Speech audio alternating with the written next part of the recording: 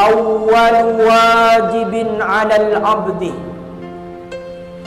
paling pertama kewajiban yang wajib diketahui oleh seseorang yang mengaku hamba, pertama adalah ma'rifatullah, mengenal Allah Subhanahu wa taala. Ketika kita mengakui bahwasanya kita ini Abdullah, hamba Allah, maka pertama kali kita harus kenal kepada siapa kita menghamba, siapa Allah itu. Bahkan Allah pesankan dalam Al-Quran, fa'lam annahu la ilaha illallah. Ketika kamu mengatakan tidak ada Tuhan selain Allah, tidak sebatas keluar dari mulut saja, tapi lebih dari kalian harus tahu, cari ilmunya sampai kalian mantap dalam hati kalian, bukan hanya keluar dari mulut tapi juga tertancap dalam hati, mengatakan la ilaha illallah.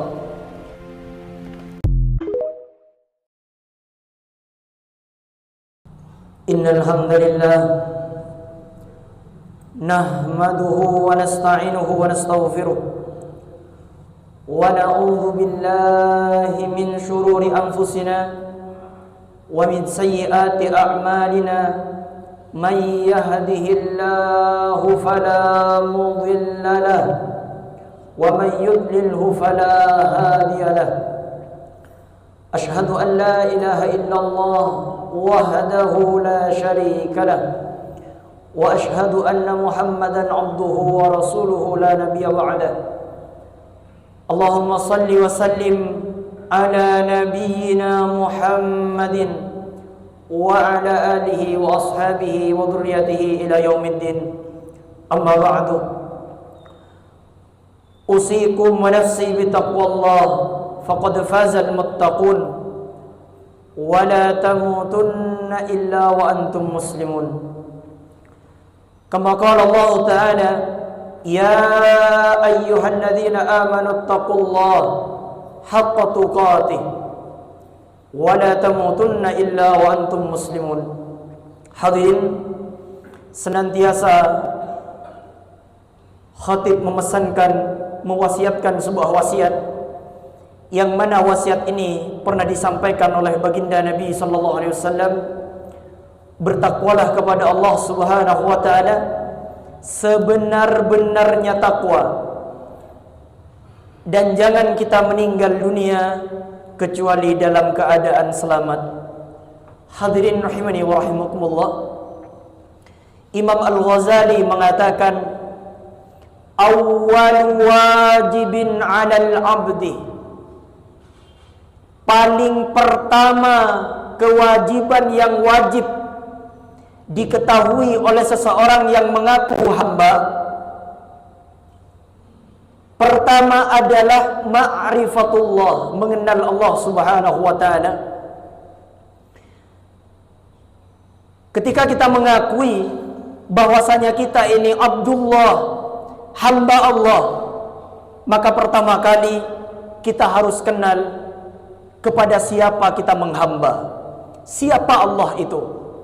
Bahkan Allah pesankan dalam Al-Quran, fa'lam annahu la ilaha illallah. Kalau saya terjemahkan bebasnya, hai manusia, ketika kamu mengatakan tidak ada Tuhan selain Allah, tidak sebatas keluar dari mulut saja kalian mengatakan tidak ada Tuhan selain Allah, tapi lebih dari itu, kalian harus tahu, cari ilmunya sampai kalian mantap dalam hati kalian, bukan hanya keluar dari mulut tapi juga tertancap dalam hati, mengatakan la ilaha illallah. Dalam beberapa riwayat, Nabi sallallahu alaihi wasallam sering mengatakan, jaddidu imanakum, perbarui iman kalian, biqauli la ilaha illallah, dengan mengatakan la ilaha illallah. Katanya Ibnu Abbas, kalimat la ilaha illallah bukan hanya bermakna tidak ada Tuhan selain Allah, tapi juga bermakna tidak ada daya, tidak ada kekuatan, dan tidak ada apapun kecuali Allah. Sedangkan Madaniyah berisi tentang beberapa perintah. Kita ini tidak ada, yang ada kita diadakan. Makanya Allah Subhanahu wa ta'ala ketika menyindir orang-orang yang terlalu sibuk dengan dunia sehingga lupa terhadap akhirat, kalla bal tuhibbunal ajilah, sekali-kali tidak, kata Allah, mereka malah mementingkan kehidupan yang sementara, kehidupan yang sebentar, wa tadharunal akhirah, dan dia menyepelekan, menyia-nyiakan kehidupan akhirat. Di ayat selanjutnya di bawah, alam yakun nutfatam mim maniyyin yumna, bukankah mereka itu hanya setetes mani yang hina kemudian menjadi alaqah, setelah menjadi alaqah menempel berubah menjadi mudghah, setelah menjadi mudghah kemudian berubah menjadi daging, daging itu diasupi oleh darah dari rahim, kemudian jadilah terbentuk manusia, kemudian lahir ke dunia. Ketika manusia lahir, akhrajakum min butuni ummahatikum, kata Allah, aku keluarkan kalian dari perut ibu kalian, la ta'lamuna syai'a, kalian tidak tahu apa-apa. Jangankan membawa apa-apa, kita tidak tahu apa-apa.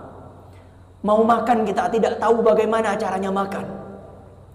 Mau minum kita tidak tahu juga bagaimana caranya minta minum kepada ibu kita. La ta'lamuna syai'a, tidak membawa sehelai kain, cuman manusia. Sumyal insan nisyanan, manusia dinamakan insan karena manusia ini pelupa. Manusia lupa dari mana dia berasal dan akan kemana setelah ini. Hadirin rahimani wa rahimakumullah, kalau kita sadar dan kita berpikir kalau kita ini tidak ada tapi diadakan, dan alam semesta ini sebenarnya dan hakikatnya tidak ada tapi diadakan oleh Allah Subhanahu wa ta'ala, dialah yang ada, dialah Allah Subhanahu wa ta'ala, tidak ada Tuhan selain dia. Tuhan itu tidak ada, Tuhan itu tidak ada. Patung itu batu, bukan Tuhan. Isa yang disembah oleh saudara kita itu bukan Tuhan, tapi manusia.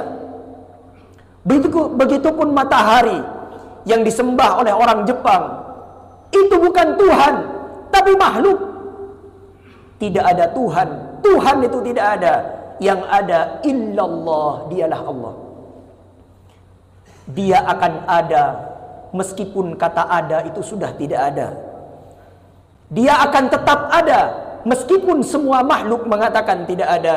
Dialah Allah, hadirin, yang tetap ada meskipun kata ada itu sudah tiada. Hadirin rahimani wa rahimakumullah, kalau kita sadar bahwasanya yang maha ada adalah dia dan dia tidak butuh dengan siapapun, maka kita akan sadar bahwa kita yang butuh kepadanya. Hadirin rahimani wa rahimakumullah, Nabi Musa pernah dipesankan oleh Allah Subhanahu wa ta'ala, Musa, sampaikan kepada kaummu Bani Israel itu, kata Allah Subhanahu wa ta'ala, yang sering membangkang itu sifat-sifat ciri-ciri orang Bani Israel ini. Hadirin, Allah kisahkan dalam Quran surah An-Nisa itu, summa amanu, beriman, summa kafaru, kafir, setelah kafir, summa amanu, beriman, setelah beriman, summa kafaru, kafir, summa kafarusdadu, mereka malah semakin kafir kepada Allah Subhanahu wa ta'ala. Kafir yang pertama, ketika Nabi Musa alaihissalam pergi ke gunung Tursina, tiba-tiba Bani Israel malah meninggalkan Allah, dia menyembah patung sapi. Setelah Nabi Musa datang, dia beriman, summa amanu, dia beriman. Setelah beriman, sepeninggalnya Nabi Musa alaihissalam diganti oleh generasi Nabi selanjutnya di bawah, nyampe kepada Nabi Isa malah dikejar-kejar, mau dibunuh.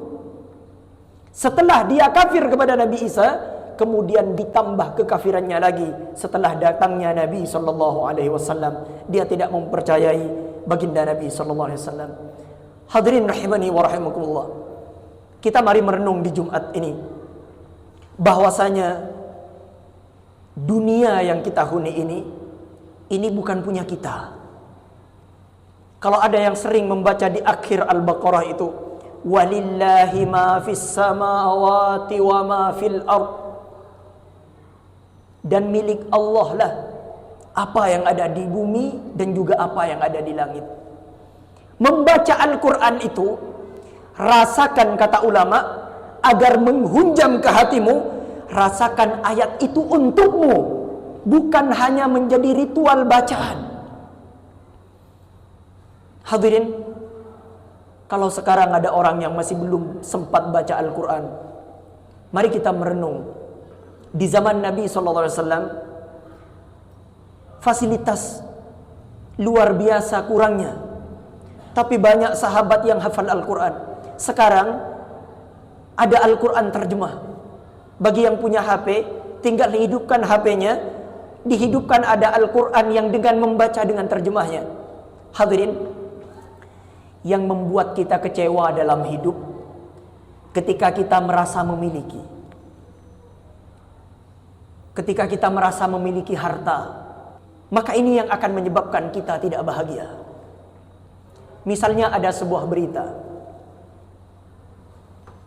ada seseorang yang terlahir di Jakarta misalnya, dia kehilangan mobil yang sangat mewah, terbuat dari berlian dan intan, dicuri sama seseorang. Apakah di antara kita ada yang sakit hati? Saya yakin tidak akan ada yang sakit hati. Kenapa? Karena itu bukan punya kita.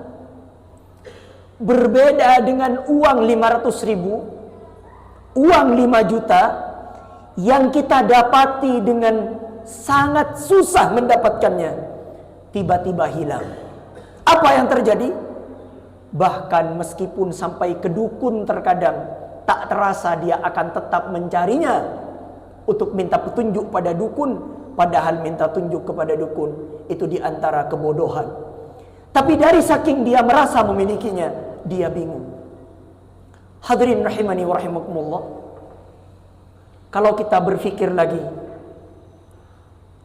alam semesta yang kita tempati saat ini, itu ada sebelum kita ada. Kalau kita berpikir misalnya datang ke sebuah tempat, satu tempat ini tiba-tiba ada fasilitas yang luar biasa. Tiba-tiba ada makanan, ada minuman, ada tempat tidurnya. Orang yang cerdas, yang pertama kali difikirkan, siapa yang telah menyiapkan ini semua? Dia akan berterima kasih luar biasa kalau tahu yang menyediakan itu adalah seseorang yang sangat mencintainya. Tapi berbeda dengan orang yang tidak tahu diuntung, tidak tahu bersyukur, tidak tahu malu. Dia datang ke sebuah tempat, tiba-tiba ada makanan yang mewah, rumah yang mewah, istana, mobil yang indah. Bagi orang yang tidak tahu diri, dia duduk, dia makan, dia ambil mobilnya, dia nikmati tempat rumahnya, fasilitasnya, tanpa dia berpikir, dari mana makanan ini? Dari siapa rumah ini? Dari siapa kendaraan ini? Maka Allah Subhanahu wa ta'ala ingatkan dan Allah ancam, summa latus'alunna yawma idzin 'anil na'im. Suatu saat kalian akan ditanya satu persatu atas nikmat yang aku berikan kepada kalian, kata Allah. Hadirin, bagi seorang beriman dalam hidup di dunia itu harus bahagia. Makanya semua sahabat ketika berdoa kepada Allah Subhanahu wa ta'ala, Allahumma rabbana atina fid dunya hasanah wa fil akhirati hasanah wa qina adzabannar. Ketika para sahabat membaca doa ini berbeda dengan kita. Kalau kita baca doa ini, terkadang hanya keluar dari mulut.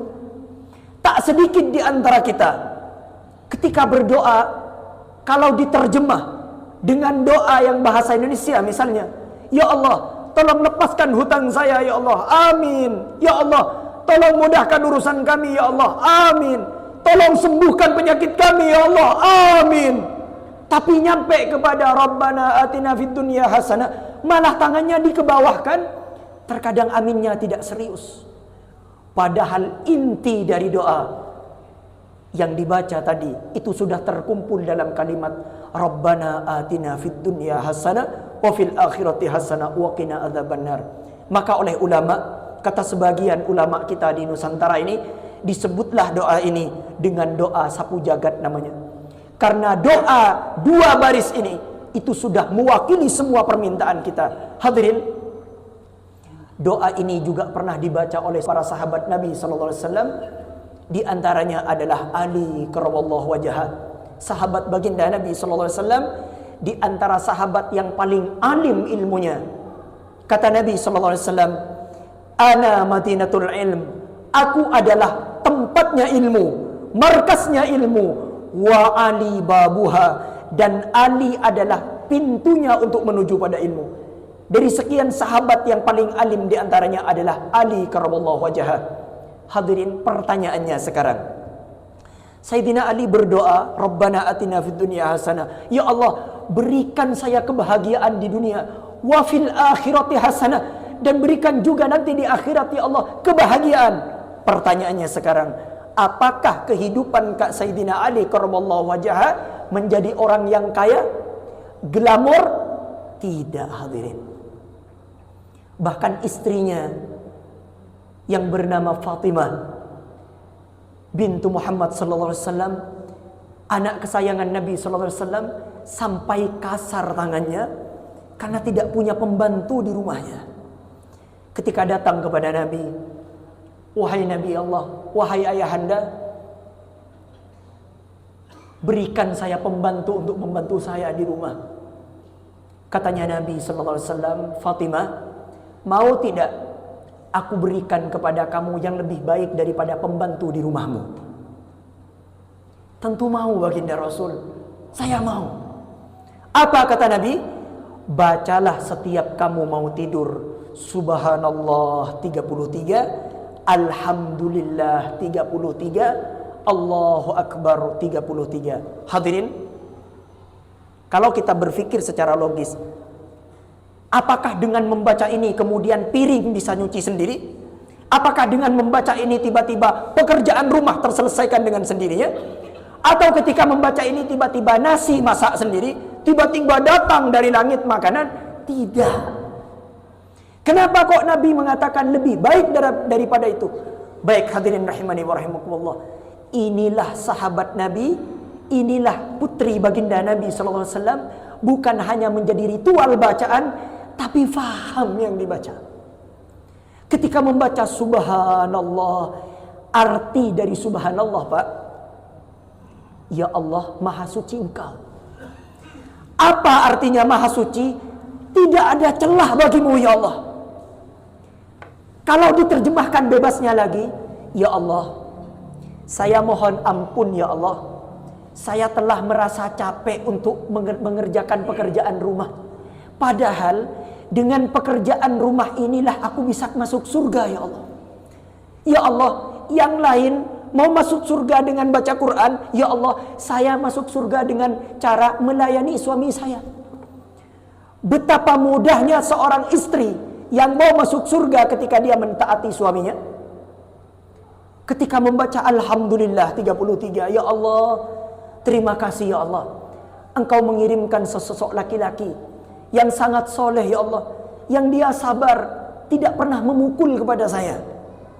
Bahkan dikisahkan oleh ulama, ketika Siti Fatimah memarahi Ali, Ali ini pergi ke masjid, kemudian tidur di masjid, maka Sayyidina Ali diberi gelar oleh Nabi SAW dengan Abu Turab, bapaknya debu. Maka hadirin rahimani rahimakumullah, ketika sudah yang terakhir membaca Allahu Akbar, apa maknanya ya Allah? Mungkin pekerjaanku ini berat bagiku ya Allah.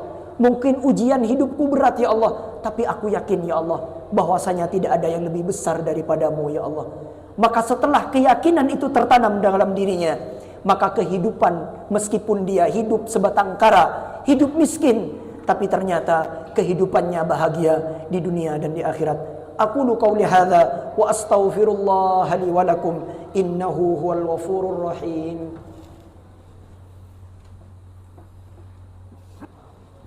Alhamdulillah wassalatu wassalamu ala Rasulillah sayyidi wa mawala. Usikum wa nafsi bi taqwallah faqad fazal muttaqun wa la tamutunna illa wa antum muslimun. Hadirin rahimani wa rahimakumullah.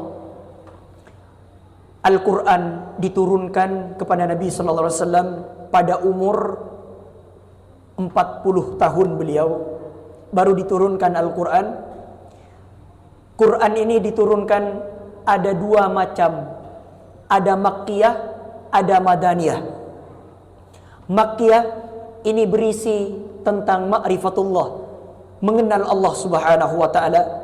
Sedangkan Madaniyah berisi tentang beberapa perintah. Pertanyaannya, Nabi SAW diutus oleh Allah di Mekah di umur 40 tahun sampai 53 tahun. Berarti lamanya Nabi sebanyak 13 tahun di Mekah. Pertanyaannya sekarang, kenapa kok lebih lama di Mekah daripada di Madinah? Karena orang apabila masih belum mengenal Allah Subhanahu wa taala, dia akan berat untuk melaksanakan perintahnya. Tapi berbeda dengan orang yang sudah mengenal Allah, dia akan ringan. Makanya hadirin rahimani wa rahimakumullah, mari kita kenali kepada siapa kita menyembah. Siapa Allah itu? Dia adalah Adzat yang sangat pengasih lagi maha penyayang. Kalau kita tahu maknanya Al-Fatihah, mungkin tak sedikit di antara kita akan menangis. Kenapa? Karena di kalimat Al-Fatihah, Alhamdulillahi Rabbil Alamin, segala puji bagimu ya Allah, Tuhan semesta alam. Engkau yang mempunyai segalanya ya Allah, Engkau yang punya segalanya. Ar-Rahmanir Rahim, ya Allah, aku yakin Engkau tidak mempunyai sifat jahat. Engkau mempunyai belas kasih dan sayang. Dan aku yakin ya Allah, hidup yang aku jalani saat ini hidup yang terbaik menurut-Mu ya Allah. Hadirin, saya tutup dengan sebuah ungkapan indah. Takdir yang paling baik adalah takdir yang kita jalani saat ini, dan rezeki yang paling baik adalah rezeki yang kita nikmati hari ini. Maka kita bersyukur kepada Allah Subhanahu wa taala. Innallaha wa malaikatahu yusholluna 'alan nabi ya ayyuhalladzina amanu shallu 'alaihi wa sallimu taslima. Allahumma shalli 'ala Muhammad wa 'ala ali Muhammad kama shallaita 'ala Ibrahim wa 'ala ali Ibrahim wa barik 'ala Muhammad wa 'ala ali Muhammad kama barakta 'ala Ibrahim wa 'ala ali Ibrahim fil 'alamin innaka Hamidum Majid. Allahumma ighfir lana dhunubana wa li ikhwanina alladhina sabaquna bil iman ya Allah. Allahumma ighfir lil muslimin wal muslimat wal mu'minin wal mu'minat al ahya'i minhum wal amwat innaka karimun mujibud da'awat. Allahumma ansur ikhwanana al mujahidin fi Gaza. Ya Allah, tolonglah saudara kami yang sedang berjuang untuk mempertahankan negaranya ya Allah di Gaza. Allahumma ansur ikhwanana al-mujahidin fi Palestin. Ya Allah, berilah kekuatan, keimanan yang kokoh. Jangan geser keimanannya ya Allah. Kokohkan hatinya ya Allah dalam memperjuangkan agamamu ya Rabbal Alamin. Saudara-saudara kami yang ada di Palestina ya Allah. Allahumma yassir lana umurana, mudahkan semua urusan kami ya Allah. Apabila di antara kami ada yang punya hutang, mohon segera lunasi hutangnya ya Rabbal Alamin. Apabila di antara kami ada yang Engkau uji dengan penyakit, mohon sembuhkan penyakitnya ya Allah. Allahumma adhibil ba'sa rabban nas washfina antas syafi. Karena hanya Engkau yang bisa menyembuhkan ya Allah. Shifaan la yughadiru saqaman, kesembuhan yang tidak menyisakan penyakit ya Rabbal Alamin. Allahumma rabbana atina fid dunya hasanah wa fil akhirati hasanah wa qina adzabannar walhamdulillahi rabbil alamin. Aqimissalah.